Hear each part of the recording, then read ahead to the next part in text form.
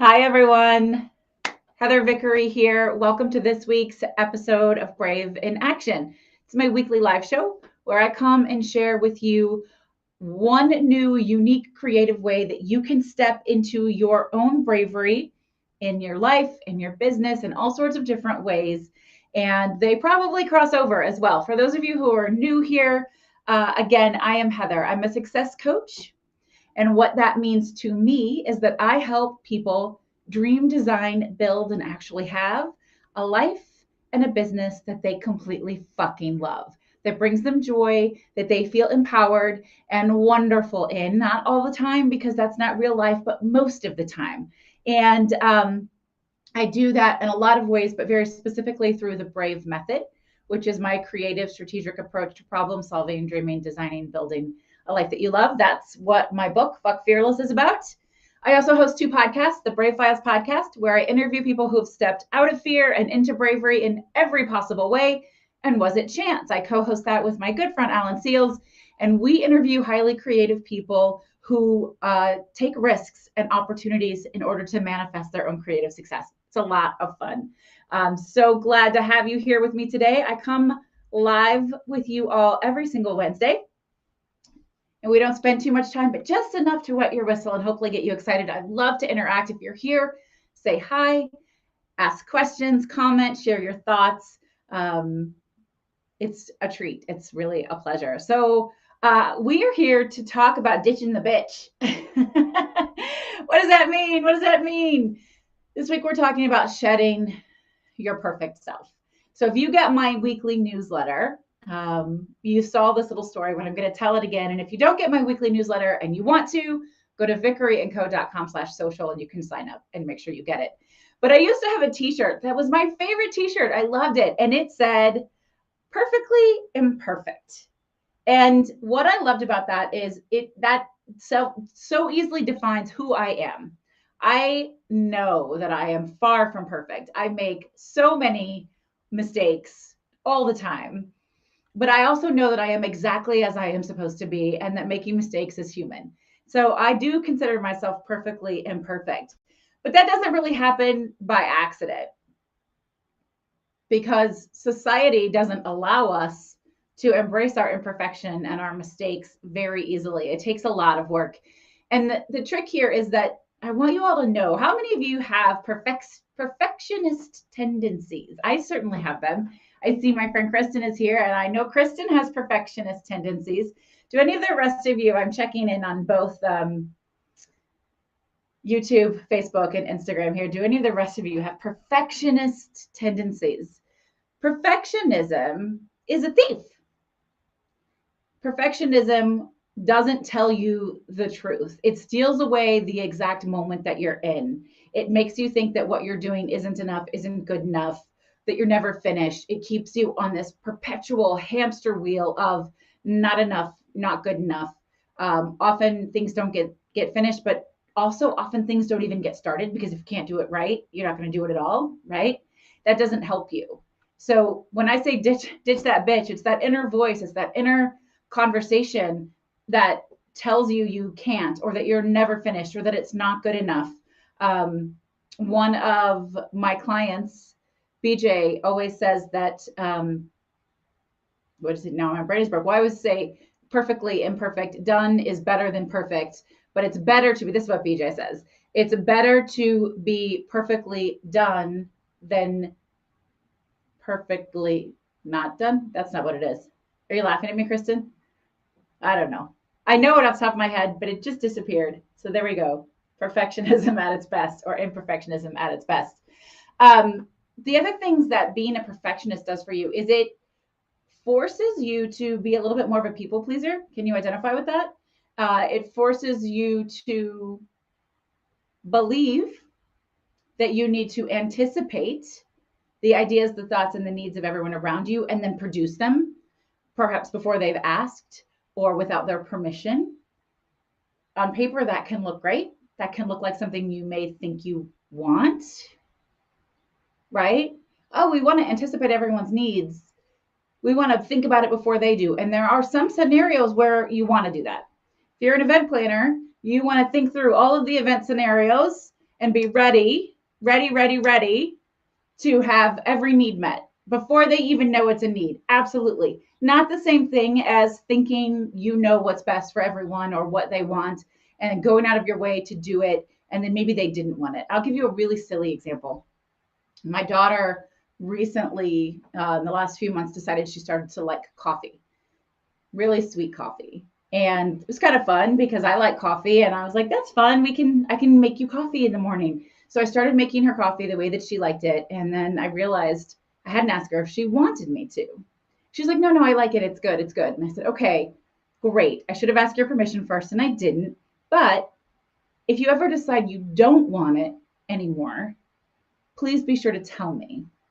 It's okay to tell me. I don't have to make it for you. There's nothing in this for me other than wanting to do something nice for you. And then she realized that she didn't really like carrying the coffee mug around with her at school all day because I was like, don't lose my mug, right? Don't lose my mug. And so then she didn't want it anymore, but she felt comfortable enough to come and ask me. And then I wasn't mad. I wasn't like, oh, you don't want this thing that I'm doing for you, right? That's what happens with perfectionism and people pleasing is we get mad when people don't want to receive what we perceive as the thing that we went out of our way to do for them to make perfect, right?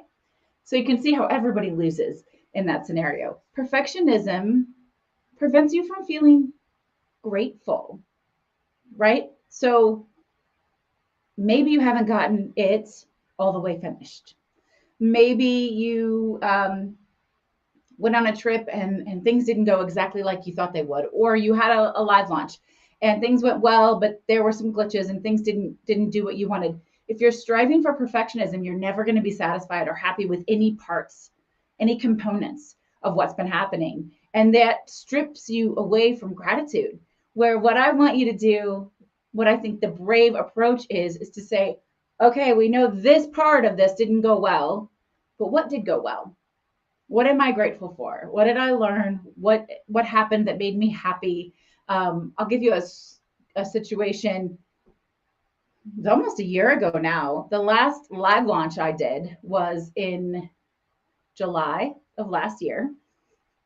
Learned so many lessons. First and foremost, let me just be clear that we did not have the registration that we anticipated. It was really slow. Now, there are a lot of reasons. As I practice the Brave Method and I do my 3 R's and reassessment, reframing, resilience, and I go back and look, first of all, July after a 2-year lockdown was a terrible idea. It was summer. People were not online as much anymore. They didn't want to be, kind of captive audiences for an online live launch.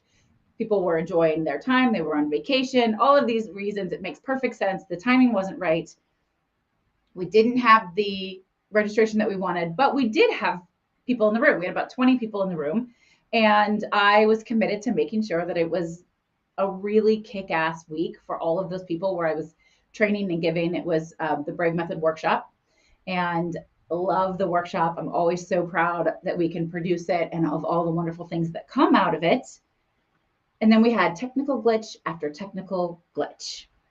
We would try to do this for the very first time as a Facebook event.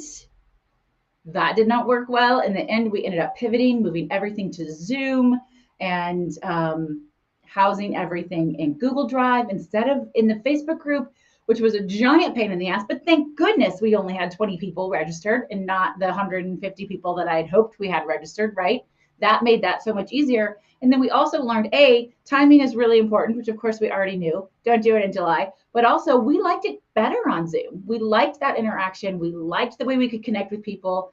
And then when it came time to build my new membership, community membership, the Brave Circle, I pulled from that past experience. I don't want anything attached to Facebook. So I was going to do just Slack and Zoom. And then I was lucky enough to discover a platform called Heartbeat, which does everything that I wanted to do. It integrates live video, it integrates audio, it integrates Zoom. It runs a little bit like Slack, and it's just a perfect way to connect and communicate and do all the things, right? So if I were focused on all of the things that didn't go the way I wanted, I would have missed all of the opportunity, all of the lessons that were there. So I show a lot of gratitude there. It's time to show perfectionism the road, folks. She isn't serving you. She's not doing any good. I don't know why I gendered perfectionism.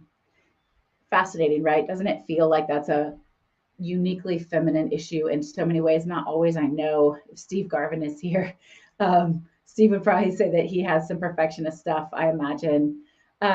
Just based on how I know him. I don't want to put words in your mouth, Steve. But Steve is often here with us for the live show. But it is really common for women to struggle with perfectionism. So, some practical tips to ditch that inner perfectionism and have a deeper understanding of why it's worth the effort to push through, even if you know you can't do it right. Some catchy things, right? If you never try, you never fail, you never succeed, ever. So if you're staying and stuck, if you're staying in slowdown, it's quite likely simply because you think you need more information in order to do it right, and you don't. What is the worst thing that could happen if you try it? What's the best thing that could happen if you try it? What is possible? What is possible for you if you decided to take intentional action and just get started and then see what happens along the way, right? Practicing the brave method. This is a good one with whatever it is that you're putting off or avoiding or stuck in the middle of, right? Getting really clear on what you want, setting boundaries around it for yourself and for others, making sure that you have a clear path in front of you, but that you stop regularly to reassess what's happening, what feels good, what doesn't feel good, what's working, what's not working, all of that. How do you want to move forward?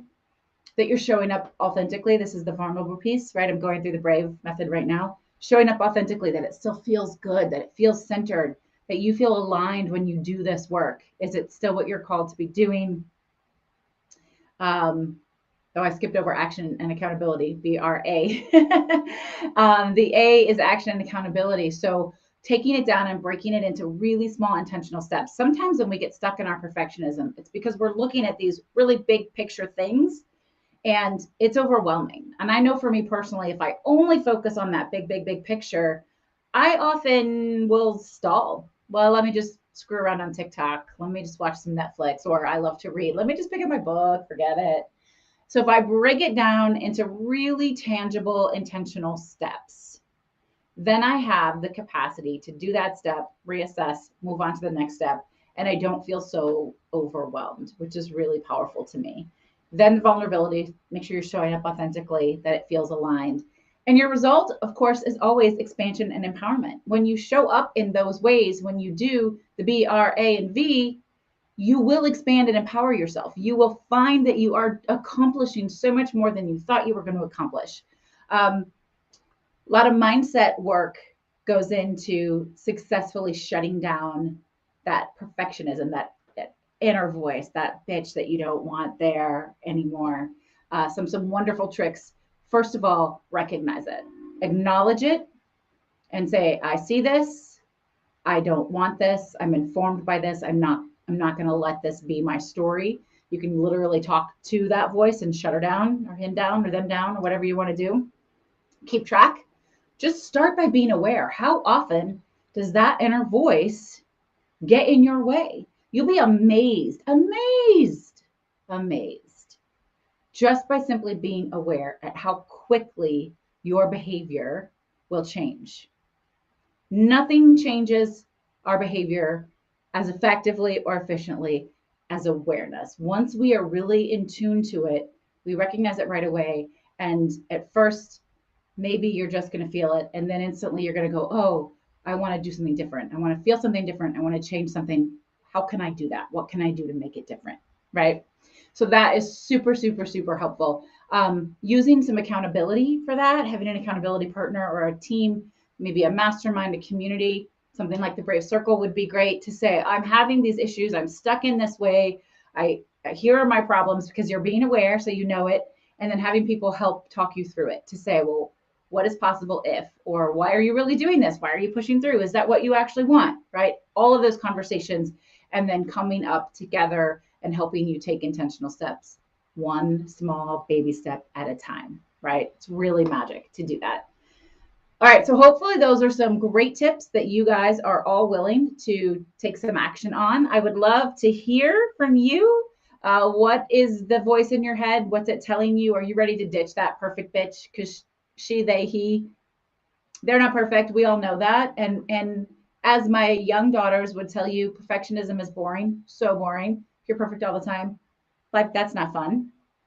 And I love that that's their perspective, and I'm grateful that they've learned that from school and from me and wherever else they're getting it.